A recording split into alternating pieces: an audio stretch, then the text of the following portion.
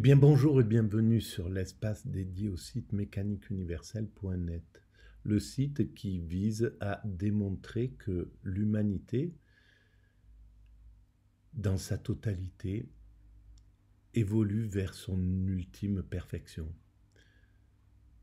Nous travaillons, sans le savoir depuis que nous sommes constitués en humanité, nous travaillons à atteindre une sorte d'acmé, comme le, le disent les Grecs, c'est-à-dire un summum, le meilleur, le plus haut état d'évolution. Alors, évidemment, cette finalité, elle est pas pour tout de suite. Il faudra encore quelques siècles d'évolution au rythme où l'humanité évolue, bien que depuis quelque temps, il y a l'accélération, et depuis toujours en réalité, plus l'humanité est nombreuse et plus l'évolution va vite. Et donc, il y a l'accélération du temps d'évolution actuellement. Et donc, on ne peut pas arriver à déterminer combien de temps il faudrait. Il faudra à l'humanité pour atteindre cet état de summum, d'ultime perfection, parce qu'en réalité, l'humanité est toujours parfaite au présent tout en étant perfectible, jusqu'au moment où elle atteindra un degré de perfection indépassable, on pourrait dire. Et ce degré, c'est l'accession au plus haut degré de l'esprit, c'est l'extase, l'éveil, le nirvana, peu importe comment on appelle, mais pour l'ensemble humain. Ce n'est pas quelques sages qui atteignent cet état de perfection, c'est l'ensemble humain qui accède à cet état-là. Donc, évidemment, il faut que l'humanité soit en paix, qu'elle ait réalisé techniquement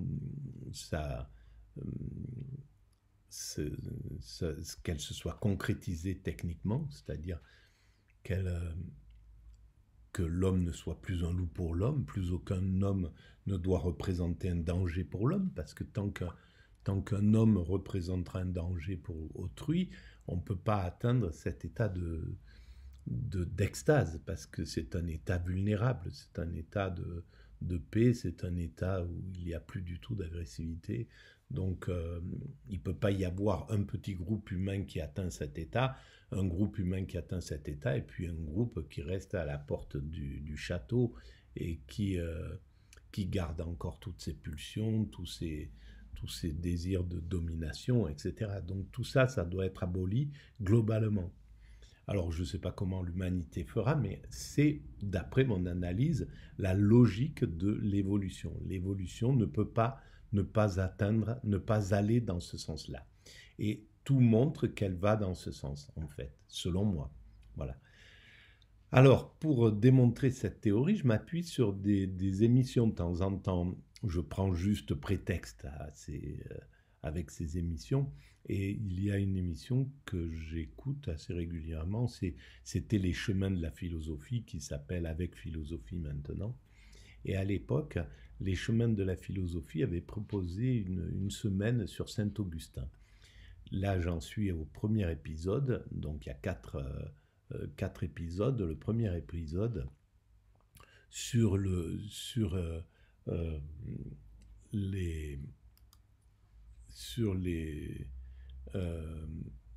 donc je suis désolé, mais alors les confessions de saint Augustin. Voilà. Donc je lance la vidéo, c'est la 5e. Donc on arrive vers la fin. Je lance la vidéo, je découvre en même temps, et puis éventuellement je commente ou je fais des digressions à partir de ce que j'écoute et que je découvre. Bien évidemment, avec d'autres caractéristiques pour chacun. Il me semble que, effectivement, c'est quand même vraiment une parole adressée aux autres. Et alors, vous disiez là juste avant, on vient de lire ce... Donc, elle parle de Saint-Augustin, ces ouvrages qui sont en fait destinés à un public qui d'abord apprécié ce qu'il avait écrit, la première partie de ses confessions, et qu'il il continue à écrire d'autres ouvrages. Mais c'est vraiment destiné à ses frères humains, en somme. C'est pour les aider à comprendre, eux aussi, en fait, les motivations intérieures, ce qui peut, les erreurs d'aiguillage dans la vie, ce qu'on poursuit en croyant que c'est l'apothéose, alors que c'est pas l'apothéose, le pouvoir, la domination, etc., etc. Très beau texte sur la mort de l'ami dans le livre 4 des Confessions, dont on a pu dire que, il y avait une touche existentielle, qu'il décrivait comme personne alors, parce que très souvent on avait des propos très généraux sur la mort, l'immortalité, tandis que là tout d'un coup on vit en quelque sorte de l'intérieur l'expérience de celui qui perd un être cher. Et Augustin sait parfaitement expliquer ce qu'il a ressenti et comment ça l'a effectivement dévasté, comme vous venez de le dire. Bon, il ne faut pas oublier en plus qu'il était à l'époque manichéen et que donc il ne pouvait bien évidemment pas trouver de réconfort en Dieu. Et en plus, chose pour lui très étrange, cet ami s'était converti, il avait demandé le baptême juste avant sa mort, alors qu'Augustin lui-même était toujours manichéen. Donc il avait le sentiment d'un double échec, si je puis dire. Et on voit bien dans la suite du texte qu'il ne trouve qu'une seule issue à sa douleur, c'est encore le réconfort de l'amitié. C'est le réconfort des autres amis qui, peu à peu, va lui permettre de surmonter la douleur extrême qu'il a vécue, parce qu'il dit, il était un autre moi-même, j'avais comme perdu la moitié de moi-même. C'est pour dire à quel point c'est un être de relation, et la relation est constitutive de l'homme pour Augustin. Et c'est quand même, il révèle, il éclaire en fait cette partie de l'humanité qui fait que la fraternité, l'amitié, l'amour avec nos congénères est un soutien inouï. C'est une valeur incroyable, mais cette valeur, on l'a hérité de l'histoire de l'évolution. Lorsque nous étions des primates naturels, nos cousins, les chimpanzés, vivent cet état d'amitié, cet état de réconciliation, etc. Alors, l'humanité sophistique des choses qui étaient déjà présentes dans la nature. La morale, notre morale, elle découle d'une morale instinctive. C'est ce que je démontre sur la mécanique universelle.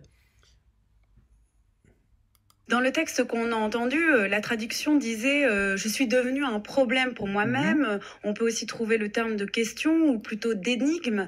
Et effectivement, au terme de ces confessions, est-ce que Augustin peut répondre lui-même à cette question « qui suis-je » Est-ce que en fait, cette question qui est posée tout au long de ses livres appelle une solution ? En fait, on ne peut pas répondre à cette question. Bien sûr, on ne peut pas répondre. On peut répondre une partie des choses. On peut expliquer ce que nous sommes, l'illusion que nous donnons au monde, les représentations, en somme. Ce qui fait qu'on m'a appelé monsieur, on m'a appelé Jean-Marc Tonizzo, je suis né à tel endroit, je suis né tel jour, etc. Avec toutes les clés de la société ordinaire. Mais la réalité de ce que je suis, lorsque on fait l'expérience de l'extase, toutes ces choses qui font partie de l'ego, qui sont dans l'ego, qui servent à nous décrire, telle personne, celui-là est gentil, celui-ci est plutôt combatif, celui-là est énervé, celui-là, etc., etc. On peut décrire l'être humain comme ça, avec des sortes de... Mais la réalité, elle est beaucoup plus profonde que ça. Ce qu'on est, c'est beaucoup plus profond. Et on le touche, ce qu'on est, dans l'état d'extase. Et dans l'état d'extase, toutes ces descriptions liées à l'ego disparaissent. Et donc, on touche réellement ce que nous sommes. Alors, qu'est-ce que nous sommes en réalité? Voilà. Est-ce qu'on peut dire que les représentations, l'orgueil qu'on retire de ces représentations qui sont totalement fausses, c'est pour ça que je démontre à quel point les valeurs de la société ordinaire, les valeurs ordinaires de la société, qui vont dire que, par exemple, un mendiant au coin de la rue est beaucoup moins important que le sociologue qui va écrire sur la mendicité ou sur les SDF. Et pourtant, ils sont absolument égaux. Ils travaillent tous les deux l'humanité. Un par sa souffrance et peut-être avec beaucoup plus de courage, finalement, celui qui doit dormir dehors à la merci des autres, qui doit affronter le froid, le regard des gens, la malveillance, tout un tas de choses, le désespoir. Eh bien, lui, il travaille tous les êtres humains qui passent, qui le croisent, qui le voient, il les travaille sans que ça se voit, sans que ça soit de l'efficacité. C'est pas, on voit pas l'efficacité matérialisée, c'est pas matériel, c'est autre chose qui est travaillé. Pourtant, il travaille chaque être humain qui traverse, qui le voit et qui vont en faire quelque chose, qui vont se révolter contre la société, qui vont trouver injuste, etc., critiquer, donc ils travaillent, ils participent à 100% à l'évolution de l'humanité, comme le sociologue. Sauf que la société, elle va encenser le sociologue, elle va lui dire c'est beau ce que vous avez écrit, elle va l'inviter sur les trucs, elle va grassement le payer, elle va faire, voilà, tout un tas de choses comme ça, et alors que l'autre ne sera pas remercié, l'erreur, voilà. Et donc, c'est beaucoup plus complexe. Augustin, seul Dieu a la réponse à cette question. Il va dire... De ce que nous sommes. C'est très intéressant de mettre en rapport ce qu'on vient de dire sur le moi, de l'énigme. Seul Dieu et nous-mêmes, quand on atteint l'extase, parce qu'on est incarné par le divin. Donc on comprend ce que nous sommes, mais on le comprend charnellement, on ne le comprend pas intellectuellement. C'est plus... Dans l'état d'extase, on comprend que nos organes, notre cerveau, notre corps comprend ce pourquoi nous sommes là. Il comprend la totalité, mais c'est pas intellectuel. Et on le comprend parce qu'on est divin. Donc le divin comprend ce qu'on est aussi. Moi, avec ce qui est dit de l'énigme du temps, au livre 11 des Confessions, dont vous parlerez, je crois, jeudi, et parce qu'en fait, il y a un rapport entre les deux énigmes, et en ce sens-là, le texte de Ricoeur que vous avez évoqué sur les problèmes de l'identité fait allusion précisément à l'énigme du temps. On ne peut pas, en fait, faire l'unité de soi-même, parce que jusqu'à ma mort, d'une certaine façon, je ne sais jamais quel sera le sens ultime de mon existence. Enfin, en tout cas, je ne peux jamais en faire le tour de façon définitive. Et donc, sauf, pour Augustin... Voilà, c'est pour ça que la mécanique universelle, à mon sens, vient compléter tout ça. Sauf dans l'état d'extase. Dans l'état d'extase, on fait le tour, on fait la totalité, on est dans la totalité, mais avec l'univers également. Donc, c'est vraiment un état particulier qui permet de comprendre organiquement le tout. Et donc, il y a une confiance absolue en tout. Il n'y a plus aucune crainte, aucune peur, ni de la mort, ni de rien du tout. Le sens du livre 11, c'est quand même précisément, en quelque sorte, d'ouvrir cette ignorance à Dieu qui, de son éternité, a en quelque sorte une vision de ce qu'est l'avenir d'Augustin. En fait, les derniers livres qui sont les livres 10 à 13, qui sont des textes autour des Écritures, vont finalement être une forme de réponse aux 10 premiers livres et peut-être venir éclairer effectivement le sens de la quête d'une identité figée, atemporelle est impossible. Et est-ce que c'est de cette manière-là qu'on pourrait peut-être aujourd'hui lire les confessions, c'est-à-dire sans faire appel à Dieu qui peut-être nous paraît un intermédiaire inenvisageable aujourd'hui. Voilà, alors c'est là où ça éclaire complètement la vision de la philosophie qui, depuis un siècle environ, veut écarter l'idée du divin, veut travailler de façon pragmatique, mais à la suite, en fait, de Kant, qui veut repousser la métaphysique. Mais en réalité, on ne peut pas comprendre Saint-Augustin sans comprendre Dieu. On ne peut pas comprendre Saint-Augustin sans penser à cette puissance qui est au-delà. Et on ne peut pas comprendre Dieu si on ne fait pas l'expérience de l'extase. On ne peut pas comprendre pourquoi l'être humain a imaginé cette entité à l'origine de l'univers, à l'origine de la vie, à l'origine de la création et de l'humanité. Et donc là, on voit, ça ramène exactement à cette difficulté que j'ai vue quand je suivais quelques cours à la fac au tout début de la mécanique universelle. Quand j'avais découvert donc cette théorie, je suis allé aller prendre quelques cours en auditeur libre à la fac de Nice. Et la plupart des profs ne pouvaient pas parler du divin. Ils pouvaient parler de Platon sans parler du divin, parler